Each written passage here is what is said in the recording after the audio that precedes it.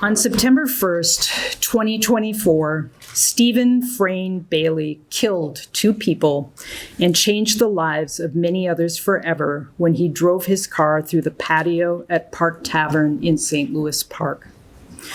Christina Folkerts was the mother of 3 girls whom she loved immensely. She worked at her beloved Park Tavern, where she died at the scene that night. She was a passionate photographer who loved music, live concerts, and her Starbucks. Her family described her as a free spirit who found the beauty in everyone. Gabe Harvey, who was sitting on the patio with coworkers from Methodist Hospital, was pronounced dead at the Hennepin County Medical Center. Gabe was going to graduate from nursing school that December. He and his partner Denzel had recently become new homeowners. His family described Gabe as kind, smart, hilarious, and so incredibly positive. If he was not assisting staff, patients, or family members, you could find him skipping down the hallway, encouraging everyone to have a lovely day.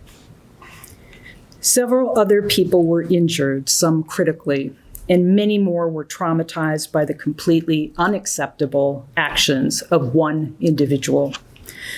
Our thoughts are with Christina and Gabe's families, and with all others affected by this tragic incident. Today, our office has secured a guilty plea for Mr. Bailey. He has pled guilty to 2 counts of third-degree murder and 3 counts of criminal vehicular operation causing great bodily harm. Under the terms of the plea, he will be sentenced to between 25 and 30 years in prison, with the exact term to be decided at sentencing. We will be asking for 30 years. We are not always able to pursue third-degree murder charges when people cause death using their vehicle, but in this case, the facts clearly supported it. Mr. Bailey's preliminary breath test showed a blood alcohol level of 0.325, more than 4 times the legal limit. And he had 5 previous convictions between 1985 and 2015 for driving while intoxicated. While attempting to park his own car in the Park Tavern parking lot, he backed into and hit a parked car. Instead of stopping or pulling into the parking space, which was right in front of him, he accelerated at a high speed toward the patio, swerving to miss another car as he drove toward that patio. At first, I think the assumption was that the person who was responsible for this accidentally hit the accelerator instead of the brake. But the videos from the Park Tavern revealed something much, much more horrific. He accelerated past 11 parking spaces and a 2-lane drive before plowing his vehicle into a metal fence and through the patio, killing Christina and Gabe and hurting many others. He didn't slow down or stop until his vehicle hit a boulder on the other side of the patio. Mr. Bailey's choices that day scarred many lives and affected an entire community. And let me say this again, they were choices. Alcoholism is a disease. Drinking and driving is not. And trying to leave the scene when you've hit a car because you are intoxicated is a choice. Had he made different choices, Gabe and Christina would still be here with their loved ones. This was an entirely avoidable tragedy, and Mr. Bailey is being held accountable for causing it. He will be in prison for a long time to ensure that he cannot hurt anyone else.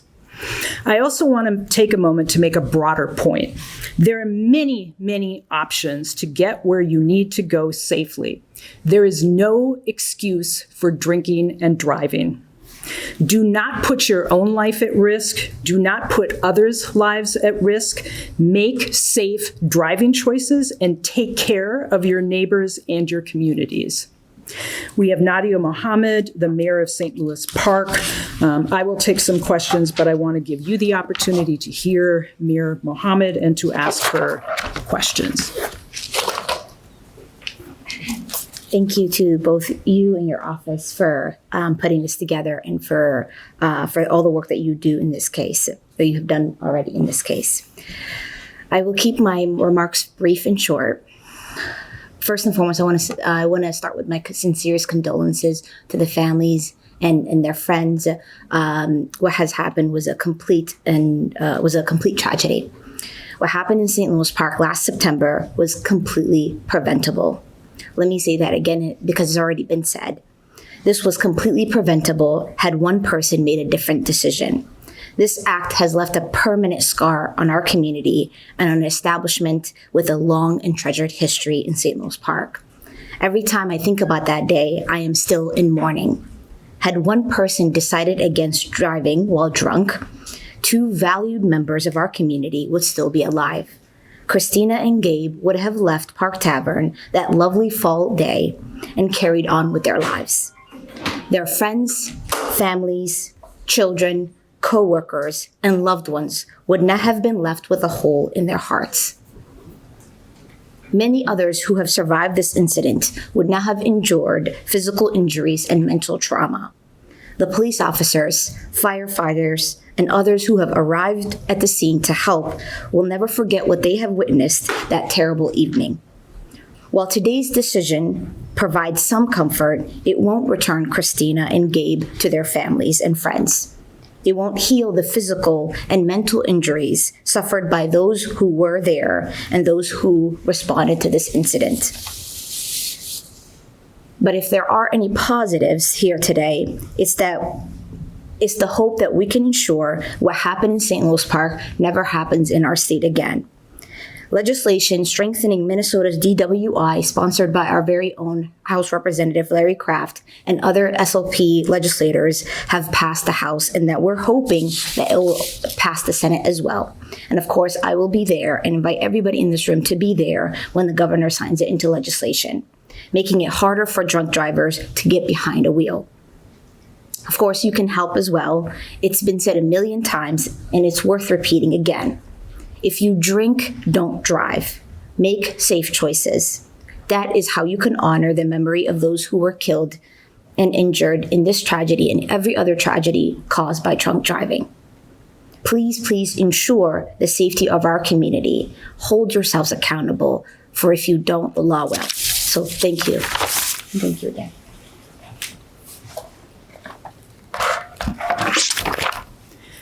I will make a short comment on the letter from the DOJ, but I want to be clear that I will only be taking questions related to this particular incident and today's plea. This was a horrific tragedy, and out of respect for the victims and their families, we will not take questions on other topics.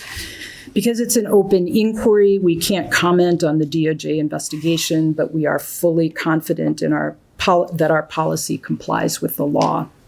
Questions on today? Can you talk about the evolution of this plea deal, the amended complaint, and sort of the unique, I don't know if it was a challenge or not, of trying to get a third-degree murder conviction through a plea deal in this case? Yes, thank you. The question is, can I talk about the evolution of the plea negotiation and the amendment to the third-degree murder charges? First, I want to thank our prosecutors who are here in the back, who handled this case and handled it very well. As I said earlier, I think initially, before we saw the video, the assumption was this person hit the accelerator instead of the brake. But I remember our team bringing me the video, and we all looked at it. It's very clear video from Park Tavern parking lot at different angles. And it was one of the most horrific videos I've ever seen, unfortunately. And although it can be difficult to prove third-degree murder, we did not think it would be in this particular case. Having said that, Mr. Bailey was released from jail to go to treatment.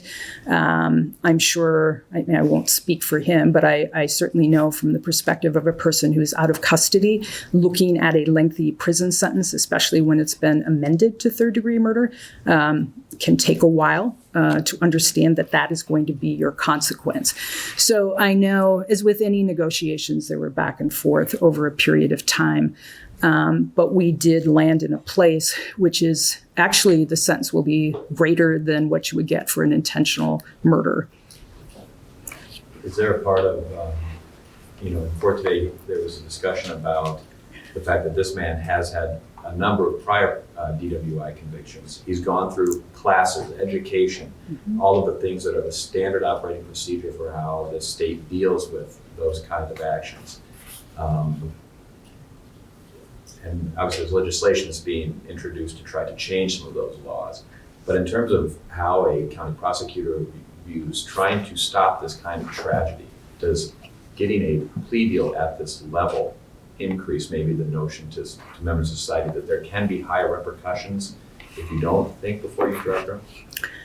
I think the issue is that people don't think before they drive drunk. And here's what I think happens. As I said, alcoholism is not a disease, but you make choices. If you know, as Mr. Bailey did, because he had 5 DWIs and he, as my understanding, he had the interlock, right? If you know, as we all know, you don't make very good decisions when you drink and drive, then plan for that. Give your car to somebody else to store. Hide your keys. I mean, there are things that you can do if you know you make poor decisions when you drink and drive. And I think, one of the hopes of having this press conference is to get the message out there to people in the community. It is a disease, addiction. But if you know you have a tendency to want to drive, then figure that out.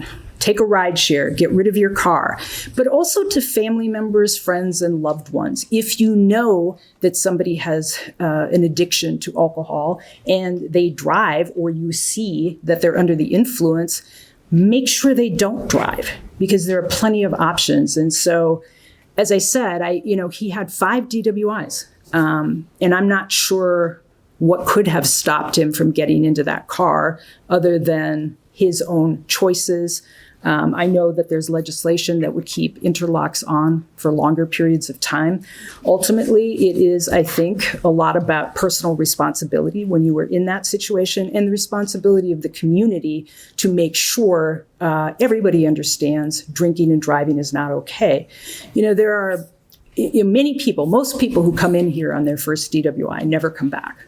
They're scared, they get a wake-up call, they don't come back. But there's a small percentage of people that keeps coming back, and they don't seem to get it for whatever reason. And so trying to get them to think about the tragedy that could happen and community to help with that, friends and family, I think is something that we can do. I think as technology gets better, hopefully there will be other ways of preventing people from being able to operate cars. One more question? Yes. When you saw that he had 5 prior DWI convictions, what was your reaction to that? I also understood that he lived fairly close to Park Tavern.